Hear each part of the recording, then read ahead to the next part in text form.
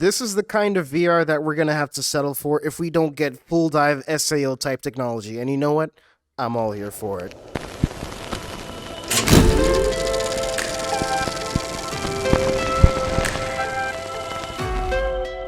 Hey Cinemaphiles, I'm your host Acme. I'm a director and I make movies in virtual reality. If any of you out there are suffering from imposter syndrome, just know that you're not alone, because I too suffer from imposter syndrome every time I call myself a director. Sure, I make movies and shit, but I just don't have as many works under my belt as some more, decorated individuals. Spielberg! But that's okay, because I'll make my way to the Oscars once he gives up his crown.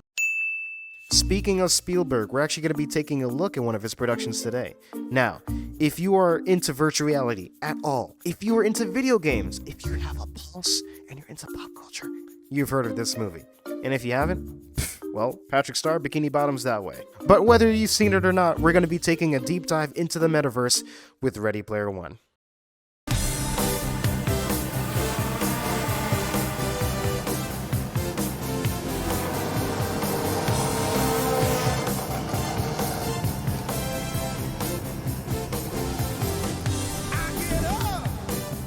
The most important parts of a film are often going to be the opening and ending scenes, especially when they reflect each other, which is real nice.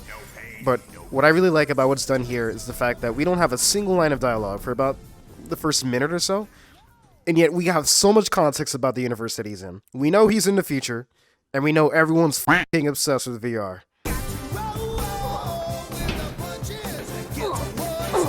That's a nice touch right there. Kind of reminds me of what Edgar Wright does with his movies, like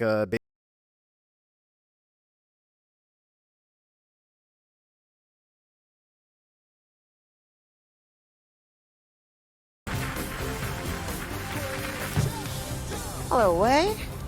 Hello, Miss Gilmore. What's the matter? Like getting you down? Get it? Because he just went down the... Yeah, okay. After the bandwidth riots, after people stopped trying to fix problems and just tried to outlive them. Now, normally I don't give narration a pass because it can kind of be a lazy storytelling element because it's just dumping exposition on you. But I mean, it kind of works for this case because there's just so much going on with this movie. But watch out, because CinemaSins is going to give you a sin for that. A place called the Oasis.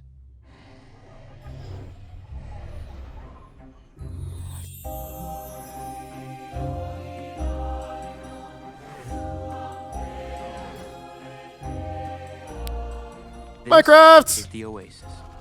It's a place where the limits of reality are your own imagination. So we can pretty much get the gist from here about how massive this world is compared to his home in Chicago? I think it was Chicago. Correct me if I'm wrong in editing. But even in the coloring, we can see how vibrant it is in this virtual world compared to like the very grayscale and post-apocalyptic view of the city that we get. It's just a stark difference, and that is something we're going to see going on because really people have lost hope in the real world and they're just living out their dreams in the virtual. You know, this actually might not be that far in the future.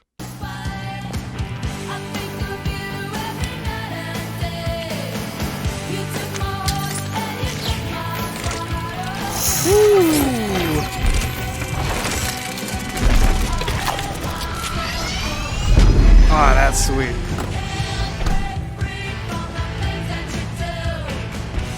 For the movie buffs out there, you know what car this is. Back to the Future.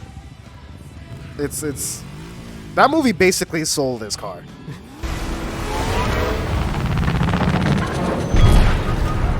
First to the key. First to the egg.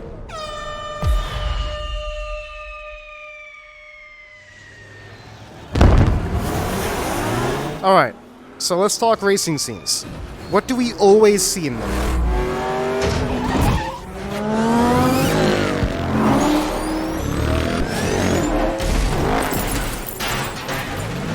Probably a lot of that. Maybe in a Speed Racer movie?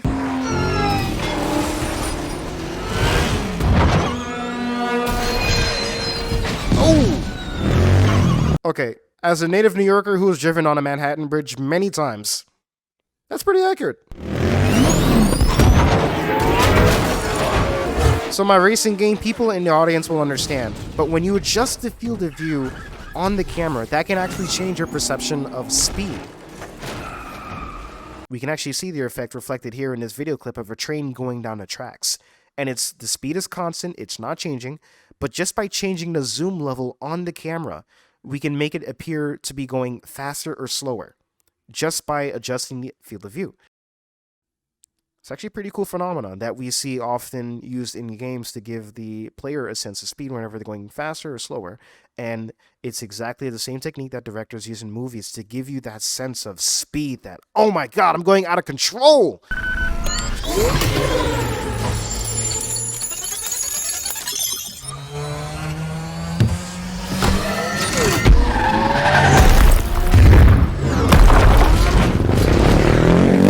Now, I also want to talk about this dynamic camera and how, in the midst of all this chaos, we can still follow the action.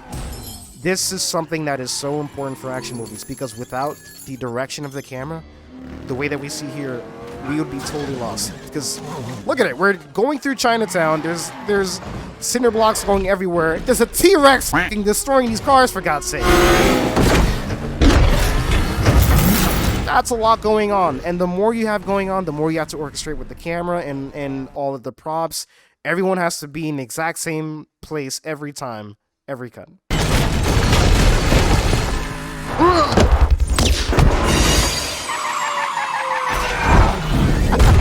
Oh yeah, little fun fact for you there.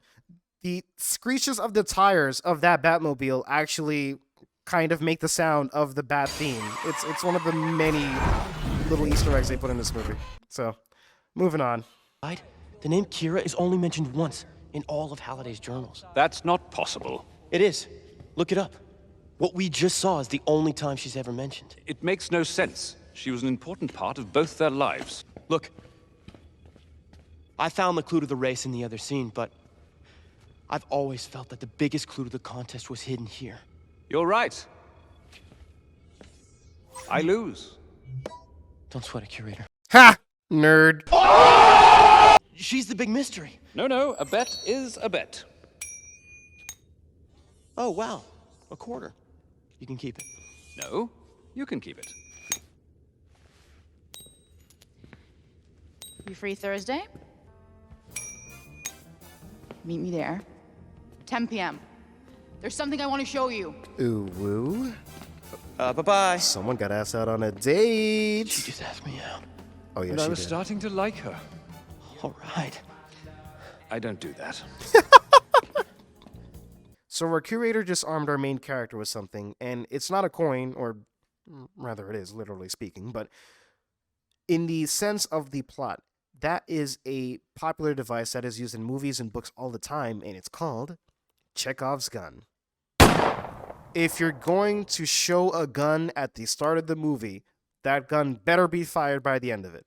That is essentially the gist of it right there. And that coin, as we're going to see later on in the film, is going to be used in a pretty clever and kind of cop-out way, but I mean, it's pretty well done. That's a really cool rig. Thank you. It's a brand new Habisha OIR 9400. Looks like a giant hamster ball. You know, if you came to work at IOI, you'd get one of these. I don't clan up.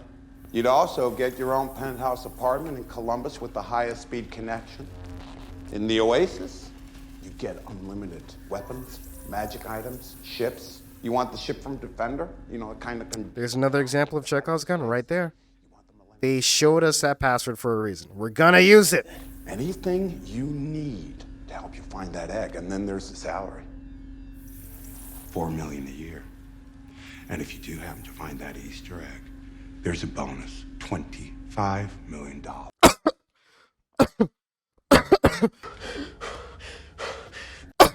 Okay. You're using emotion suppressing software right now, and why wouldn't you? It's smart not to show your hand. It is a lot of money. I could really use it. Do you know what I could do with $25 million? I'm still figuring that out, but I'll have a lot of time to think about it.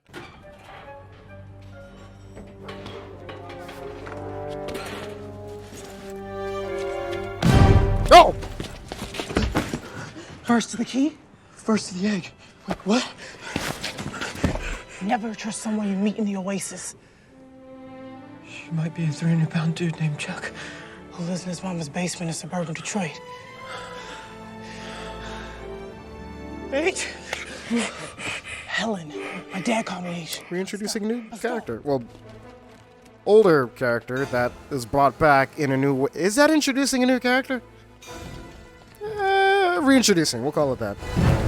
That thing's IDing my van.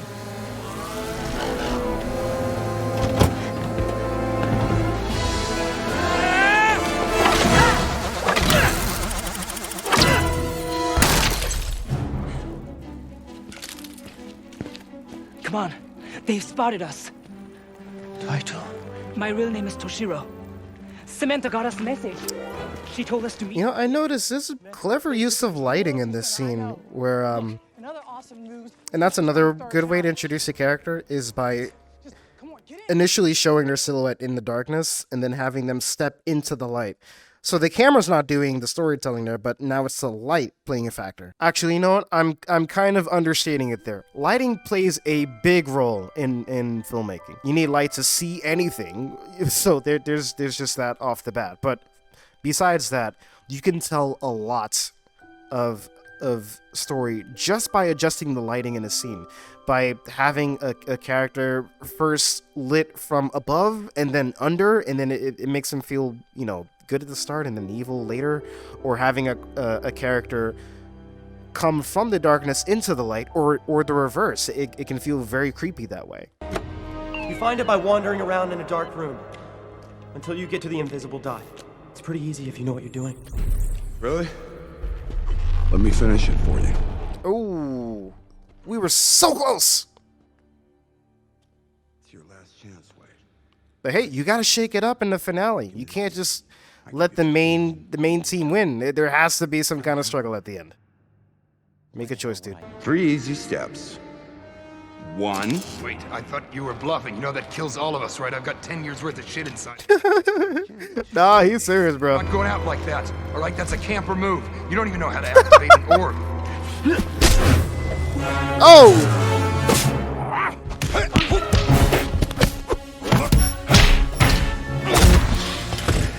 I feel like that was a Street Fighter combo. Someone confirm that for me. Speaking of Street Fighter. Oh, that's gonna hurt. Why does that suit have anything down there, even? No, no, no, no, no! No, no, no!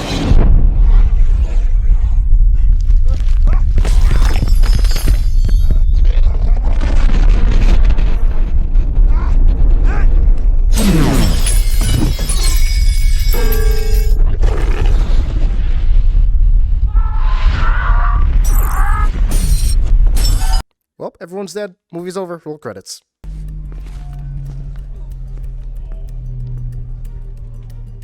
Get me out of this thing.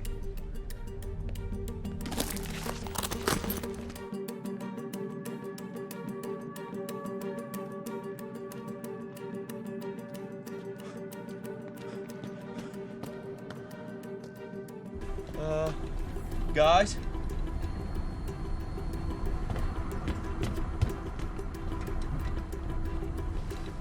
See, he's still alive.